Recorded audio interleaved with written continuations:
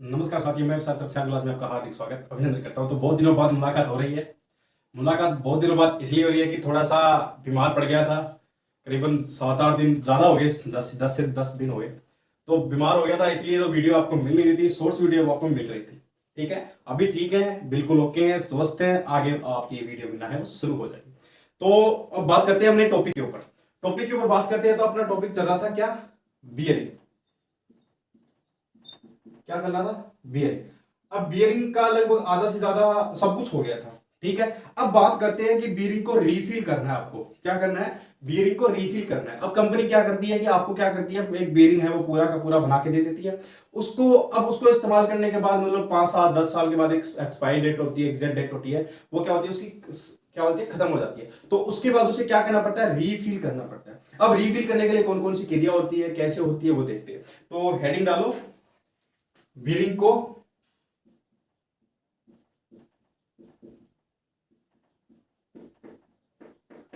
Refilling करना। क्या? Bearing को रीफिलिंग करना। अब बात आती है कि बियरिंग को रीफिलिंग है वो कब किया जाता है।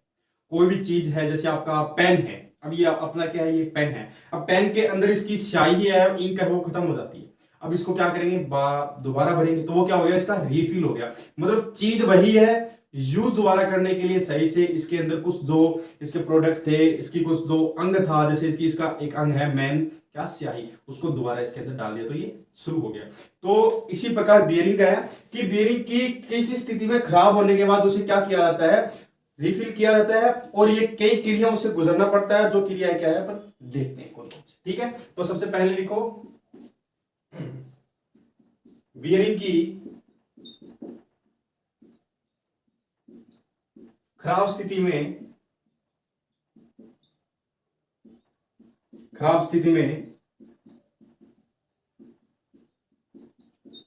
रिफिलिंग की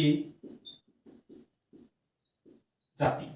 यानी अगर आपका कोई बीयरिंग खराब हो गया है, कोई बीयरिंग की जो अंदर का जो गोलियां हैं, जो अंदर गोल होते हैं, वो चल नहीं रहा है, या उसका कोई ग्रीस खत्म हो गया है, या उसकी लाइनिंग है वो आउट हो गई है ना, तो वो क्या होता है, उसको सही करते हैं। ठीक है, बियरिंग खराब स्थिति में रिफिलिंग की जाती है। बियरिंग को खराब स्थिति में रिफिलिंग की जाती है, ऐसे कर लो, बियरिंग को खराब स्थिति में रिफिलिंग की जाती है। जो क्रियाएं निम्न है। ठीक है, अब वो क्रिया देखते हैं कितनी प्रकार की, कम से कम 7 या 8 प्रकार की क्रिया है। अपन देखते हैं कौन सी है, कैसी। ठीक है, ये लाइन लिखो, फिर आगे बढ़ते हैं। हाँ, तो अब आगे बढ़ते हैं, बियरिंग की कौन कौन सी ऐसी क्रियाएं हैं जिसे अपन क्या करेंगे, रीफिल करने में अपन को आसानी होगी। ठीक है, तो मिटाता हूं और आगे बढ़ते हैं। फिर अब थोड़े दिन ज्यादा हो गए तो बोलने का एक्सपीरियंस है वो थोड़ा थोड़ा चला गया है, तो धीरे धीरे अपना बैकअप होगा, कोई दिक्कत नहीं होगा। तो सबसे पहली विधि है आपकी, पुरानी लाइनिंग को साफ करना। मतलब जो आपका एकदम नया बीरिंग था, उसके ऊपर आपने लाइनिंग बनाई थी, आउटडोर या इन रेस, इसमें जो लाइनिंग बनाई थी वो क्या होगी, खराब होगी। ठीक है, अब इसको क्या करना है, साफ करना है। तो जो आपका मेटल है, मान लीजिए व्हाइट मेटल और बेबी मेटल, व्हाइट मेटल और बेबी मेटल है ना, व्हाइट मेटल और बेबी मेटल की पुरानी लाइनिंग को साफ करने के लिए उसको सबसे पहले क्या किया जाएगा, गर्म किया जाएगा। गर्म करने के बाद उसे एक स्वच्छ कपड़े से पोंछ दिया जाएगा या साफ कर दिया जाएगा, तो आपकी पुरानी लाइनिंग है वो बिल्कुल साफ हो जाएगी। तो इसमें लिखो,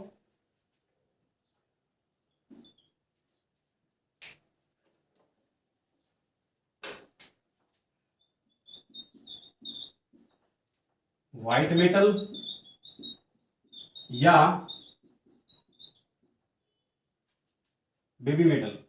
बेबी मेटल होता है, कौन सा मेटल होता है ये बताओ पहले तो, कौन सा मेटल होता है, बेबी मेटल होता है या कौन सा होता है? बेबी होता है, बेबिट, बेबिट होता है, बेबिट। ठीक है, क्या, बेबी मेटल, मेटल से या मेटल को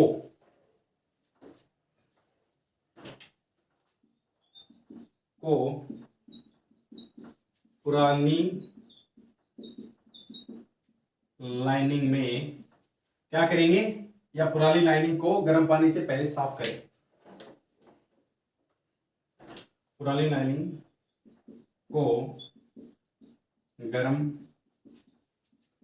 पानी से साफ करेंगे तथा एक स्वच्छ कपड़े से साफ कर दे।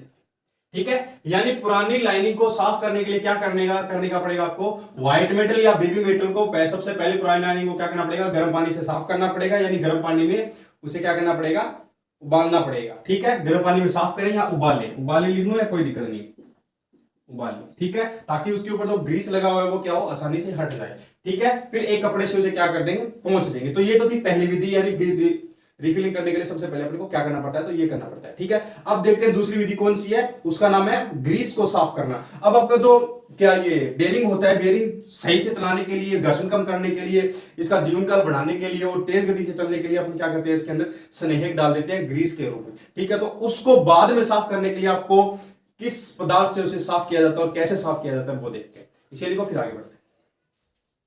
हाँ, तो आगे बढ़ते हैं दूसरी विधि की तरफ। देखो सर्दी कब गई पता ही नहीं चला, गर्मी आ गई। हमारे यहाँ तो पड़नी शुरू हो गई है गर्मी, आपके पता नहीं शुरू हुई है नहीं। ठीक है, तो 2 नंबर में शुरू करते हैं, ग्रीस साफ करना। ठीक है, अब बेरिंग से ग्रीस से साफ करने, यानी बेरिंग के अंदर जो ग्रीस लगा हुआ है उसको साफ करने के लिए क्या करेंगे अपन, कास्टिंग सोडे को अपन गर्म पानी में उबालेंगे और बेरिंग को उसके अंदर छोड़ देंगे, यानी कास्टिंग सोडे में बेरिंग को गर्म करेंगे। ठीक है, उबाल कर या जो भी है गर्म करेंगे। ठीक है, फिर उसे क्या करेंगे, साफ पानी से धो लेंगे, तो आपका बेरिंग ग्रीस साफ हो गया। चलो इसे लिखो, इस विधि में क्या, इस विधि में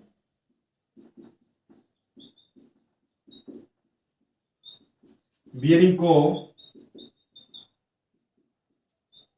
कास्टिक सोडे में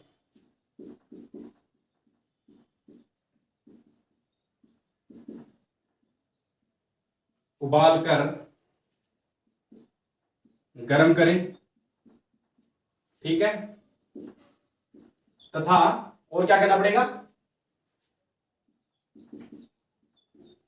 बाद में साफ जल से धो लें। ठीक है, क्या करना पड़ेगा, बाद में उसे क्या करना पड़ेगा, धोना पड़ेगा। तो आगे बढ़ते हैं कि ग्रीस साफ करना। ग्रीस साफ किससे करेंगे कि बेरिंग को कास्टिंग सोडे में पानी में उबाल कर उसे गर्म करेंगे और बाद में उसे साफ निर्मल पानी से उसे धोकर साफ कर लेंगे। ठीक है, चलो इसलिए फिर आगे बढ़ते हैं दूसरी विधि की तरफ। हाँ, तो आगे बढ़ते हैं तीसरी विधि की तरफ। तीसरी विधि का नाम है पिकलिंग। अब पिकलिंग, जैसे मैंने जब डिप्लोमा किया था ना, तो उस समय मेरे को पता नहीं था कि एग्जाम में आ गया पिकलिंग, तो पिकलिंग का पता नहीं क्या करें, तो मैंने पिकलिंग का पता क्या करके आया, अभी वीडियो के लास्ट में बताऊंगा। चलो आगे बढ़ते हैं। पिकलिंग, चलो अब पिकलिंग क्या होता है। पिकलिंग में क्या किया जाता है कि बेरिंग की सतह को क्या बनाया जाता है, खुरदरा बनाया जाता है या खुरदरी बनाई जाती है। ठीक है, अब खुरदरी बनाने के लिए क्या किया जाता है कि 15% सल्फ्यूरिक अम्ल जो होता है बियरिंग की सतह पर लगा देते हैं। कितनी देर तक, 4 या 5 मिनट तक उसे लगा देते हैं। फिर क्या करते हैं, एक स्वच्छ या साफ कपड़े से उसे साफ कर लेते हैं और शुद्ध जल या जल में उसे धो लिया जाता है, तो उससे उसकी खुरदरी सतह वो बन जाती है। ठीक है, तो आगे बढ़ते हैं। तो इसमें लिखो, इस विधि में बियरिंग की सतह को खुरदरा बनाया जाता है। खुरदरा बनाने के लिए 15% सल्फ्यूरिक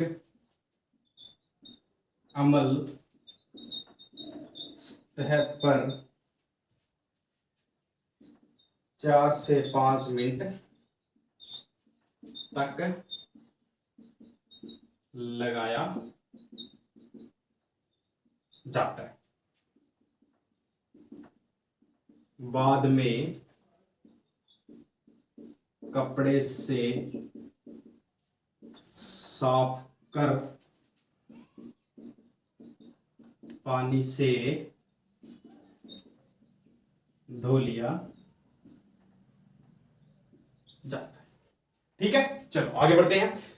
क्या पिकलिंग, पिकलिंग क्या होती है कि इस बीयरिंग में क्या, इस विधि में क्या होता है, बीयरिंग की सतह को क्या बनाना पड़ता है, खुरदरापन बनाना पड़ता है। और खुरदरापन बनाने के लिए क्या करना पड़ता है, 15% सल्फ्यूरिक अम्ल, क्या 15% सल्फ्यूरिक अम्ल है वो किसकी सतह पर, बीयरिंग की सतह पर कितने मिनट, 4 से 5 मिनट तक लगाया जाता है। और फिर बाद में उसे कपड़े से साफ कर लिया जाता है और बाद में उसे पानी से धो लिया जाता है, तो आपकी सतह वो तैयार हो जाती है। आगे बढ़ते हैं, इसे लिखो।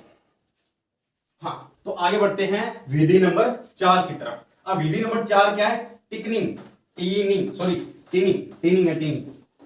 ठीक है, अब टीनिंग में क्या होता है, टीनिंग से नाम से विदित हो रहा है भाई। अब नाम से विदित कैसे हो रहा है कि इसमें क्या किया जाता है कि बीयरिंग की सतह के ऊपर क्या कर दिया जाता है, टिन की परत चढ़ाई जाती है। ठीक है, और ये विधि कब की जाती है, पिकलिंग के बाद की जाती है। ठीक है, तो लिखते हैं आगे नंबर 4, टिनिंग। ठीक है, तो सबसे पहले लिखेंगे कि यह विधि पिकलिंग के बाद की जाती है। लिखो, यह विधि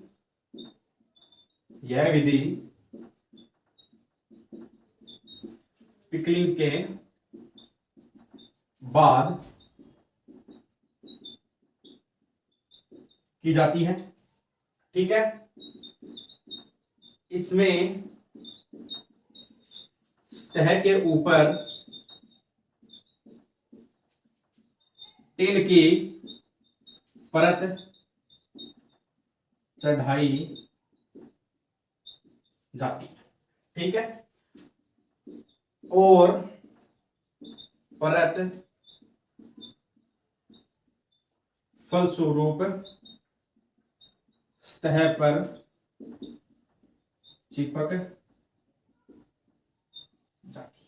ठीक है, चलो एक बार दोबारा बताता हूं, टिनिंग क्या होती है कि इस विधि को पिकलिंग के बाद किया जाता है। ठीक है, और इसके सतह के ऊपर किसकी परत चढ़ाई जाती है, भैया जी टिन की परत है वो चढ़ाई जाती है। और ये विधि करने के बाद अगर ये विधि करते हो तो जो परत चढ़ाई गई है वो सतह पर आसानी पर क्या हो जाती है, चिपक जाती है। ठीक है, चलो आगे बढ़ते हैं दूसरी विधि की तरफ। इसे लिखो, फिर आगे देखते हैं कौन सी है। हाँ, आगे बढ़ते हैं नंबर 5 विधि की तरफ।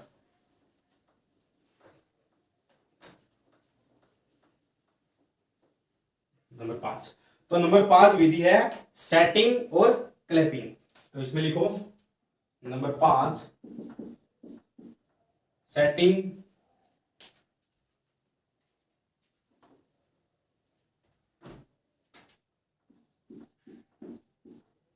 अरे फिर से यही आ गया,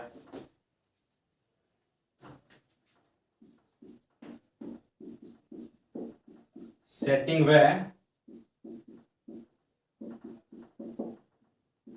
क्लैपिंग। अब सेटिंग और क्लैपिंग क्या होती है, जब देखो क्या बीयरिंग में क्या किया जाता है, पिघली हुई धातु को डालना क्या कहलाता है, सेटिंग और क्लैपिंग कहलाता है। तो इसमें लिखो, बीयरिंग में क्या, बीयरिंग में या बीयरिंग सीधा नहीं, बीयरिंग में लिखो, बीयरिंग में पिघली हुई धातु तो डालना सेटिंग या क्लैपिंग कहलाता है। क्या कहलाता है कि बीयरिंग में पिघली हुई धातु सेटिंग या क्लैपिंग कहलाता है। पर इसमें क्लैपिंग करते समय क्या कर दिया जाता है, कोर ब्लॉक को मध्य में लगाया जाता है। ठीक है, तो इसमें लिखो, क्लैपिंग करते समय, क्लैपिंग करते समय कोर ब्लॉक को क्या, कोर ब्लॉक को मध्य में लगाया जाता है। इसमें लगाया जाता है, मध्य में लगाया जाता है। ठीक है, और कोर ब्लॉक, एक सेकंड रुको, हाँ, क्या? कोर ब्लॉक का आकार शाफ्ट के साइज से कम रखा जाता है। तो इसमें लिखो कोर ब्लॉक का आकार शाफ्ट के साइज से कम रखा जाता है। ठीक है, इसका एक चित्र है, वो मैं आपको वीडियो में दे दूंगा। ठीक है, तो समझो इसे कि सेटिंग और क्लिपिंग क्या कहलाती है कि बीरिंग में पिघली हुई धातु को डालना क्या कहलाता है, सेटिंग और क्लिपिंग कहलाता है। क्लिपिंग करते समय जो कोर ब्लॉक होता है उसको मध्य में लगाया जाता है और कोर ब्लॉक का साइज शाफ्ट के साइज से कम रखा जाता है या उसका आकार है वो कम रखा जाता है। ठीक है, चलो आगे बढ़ते हैं दूसरी विधि की तरफ, तब तक इसे लिखो। हाँ, तो आगे बढ़ते हैं रिफिलिंग का छठा विधि या छठी विधि।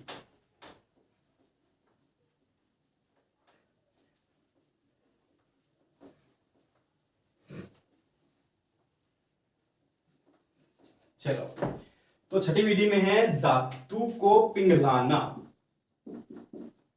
धातु को पिघलाना। अब इससे पहले अपने एक विधि पढ़ी थी क्लैपिंग और सेटिंग वाली, उसमें क्या किया जाता था कि धातु को पिघलाया जाता था। परंतु बीयरिंग की धातु, जो बीयरिंग में भरी जाने वाली धातु है उसको कितने गलनांक तक या उससे अधिक है वो कितना किया जाता है वो देखते हैं। तो देखो कि बीयरिंग में भरी जाने वाली धातु को उनके 50 डिग्री सेल्सियस से अधिक तापमान पर गर्म किया जाता है। तो इससे लिखो बीयरिंग में भरी जाने वाली धातु को उनके 50 डिग्री सेल्सियस अधिक ताप पर गर्म किया जाता है। क्या? 50 डिग्री सेल्सियस से अधिक। ठीक है, यानी जो बीयरिंग में धातु भरी जाती है उसका गलनांक कितना होता है? 50 डिग्री सेल्सियस से अधिक गलनांक उसका होता है, गलनांक। ठीक है, चलो आगे बढ़ते हैं 7 नंबर विधि की तरफ, इसे लिखो। हाँ, तो आगे बढ़ते हैं धातु भरना। अब बीयरिंग में धातु भरते हैं तो किससे भरते हैं? क्लैंपिंग और सेटिंग की विधि से भरते हैं। ठीक है, अब उसमें भरते हैं तो बीयरिंग का एक रोल होता है थोड़ा सा, वो देखते हैं कौन सा होता है, कैसा होता है। ठीक है, चलो तो धातु भरना नंबर 7। अब बीयरिंग में धातु भरने के लिए क्या किया जाता है कि बीयरिंग में धातु भरने से पहले बीयरिंग को क्या कर दिया जाता है? हल्का सा गर्म कर दिया जाता है ताकि उस बीयरिंग पे जो ठंडी है या नमी आई हुई है वो क्या हो जाए? दूर हो जाए। तो इसमें लिखो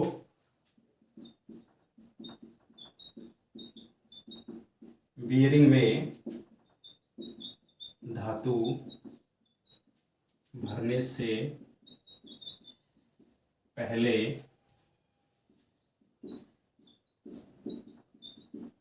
बीयरिंग को हल्का सा गर्म कर। ठीक है, यानी नमी दूर हो जाए, नमी दूर हो जाए। ठीक है, यानी धातु को भरना होता है तो बीयरिंग को सबसे पहले क्या किया जाता है? हल्का सा गर्म कर लिया जाता है ताकि जो मेल है दोनों का, यानी गर्म धातु और एक ठंडी धातु है, क्रैक ना हो जाए। ठीक है, क्रैक होने से बचाने के लिए या दूसरी कोई दुर्घटना ना हो जाए उससे बचाने के लिए बीयरिंग को क्या कर लिया पड़ता है? थोड़ा सा गर्म करना पड़ता है। ठीक है, चलो इसे लिखो। फिर आगे बढ़ते हैं लास्ट एंड फाइनल विधि कौन सी? हाँ, तो आगे बढ़ते हैं लास्ट एंड फाइनल आपका कि धातु सॉरी ये बीयरिंग को रिफिल करने का लास्ट एंड फाइनल क्या है। ठीक है, चलो तो लास्ट एंड फाइनल है मशीनिंग,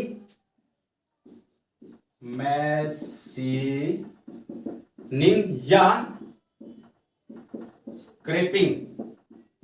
मशीनिंग और स्क्रैपिंग किसे कहते हैं कि बीयरिंग को पूरी तरह फिट करने के बाद एक आपको क्या करना पड़ता है? मतलब बीयरिंग को असेंबल करने के बाद एक फिट प्राप्त करना पड़ता है। ठीक है, फिट प्राप्त करने के लिए बीयरिंग को मशीन या स्क्रैपिंग किया जाता है। ठीक है, तो इसमें लिखो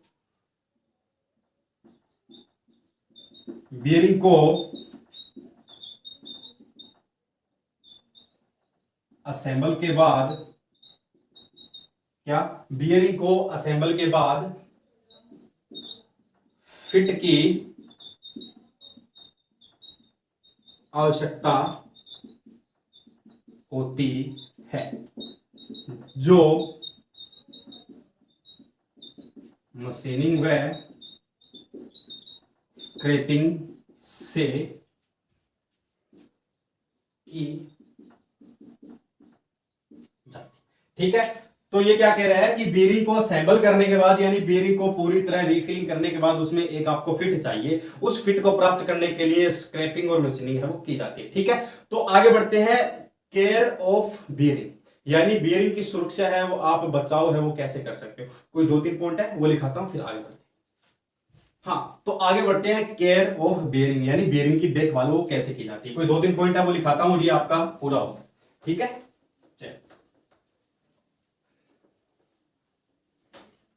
तो हेडिंग डालो बीयरिंग की देखभाल। बीयरिंग की देखभाल। तो नंबर पॉइंट पर एक सबसे पहले आता है कि बीयरिंग को समय समय पर लुब्रिकेंट देते रहे या स्नेहक देते रहे।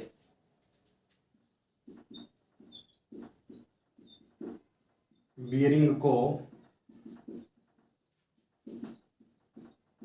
समय समय पर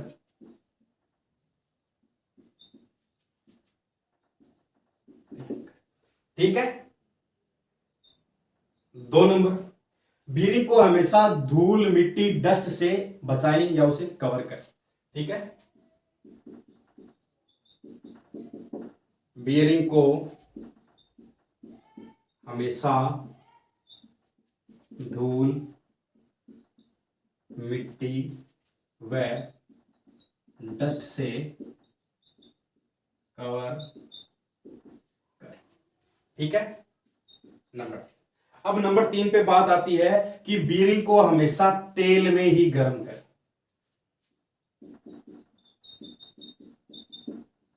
बीयरिंग को हमेशा तेल में गर्म करें। ठीक है, और नंबर 4 पे बात आती है, नंबर 4 पे कौन सी बात आती है कि बीयरिंग को कभी भी हथौड़े से या हैमर बोलते हैं अपन, हैमर से सीधी चोट नहीं मारनी चाहिए। कोई महानुभाव ऐसा भी होता है कि बीयरिंग को निकालने के लिए क्या करता है, मतलब एक सांप से बीयरिंग को निकालने के लिए क्या करता है, हैमर से ठोकता है। ठीक है, दोनों साइड में ऐसा नहीं करना चाहिए, क्रैक हो सकता है। ठीक है, आपको क्या करना है, सबसे लकड़ी का गट्ठा लेना है, फिर उसको बीयरिंग के ऊपर रखना है, फिर लकड़ी के गट्ठे के ऊपर क्या करना है, चोट मारना है। ठीक है, चलो तो इसमें लिखो बीयरिंग पर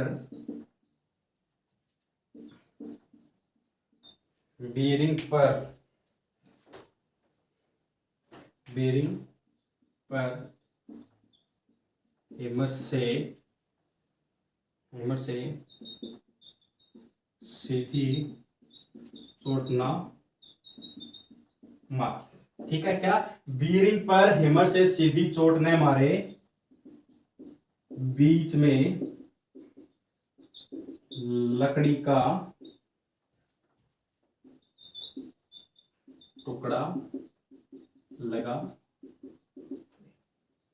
नंबर 5 मोस्ट इंपॉर्टेंटली बात, बीयरिंग को हमेशा उसके उपयुक्त औजार से खोलना है। ठीक है, यानी सही औजार आपको मिले तब ही बीयरिंग को खोलना है, वरना आप बीयरिंग को पड़े रहने दें चाहे कितने साल बीत जाए। ठीक है, तो इसमें लिखो बीयरिंग को उपयुक्त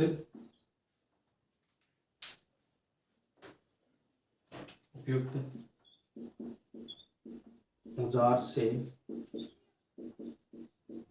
खोले बंद।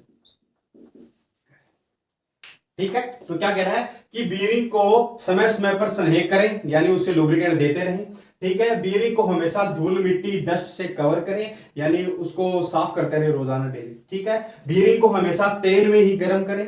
ठीक है, बीयरिंग पर हैमर से सीधी चोट नहीं मारनी चाहिए, चोट और हैमर और बीयरिंग के बीच में आपका लकड़ी का गट्ठा होना चाहिए।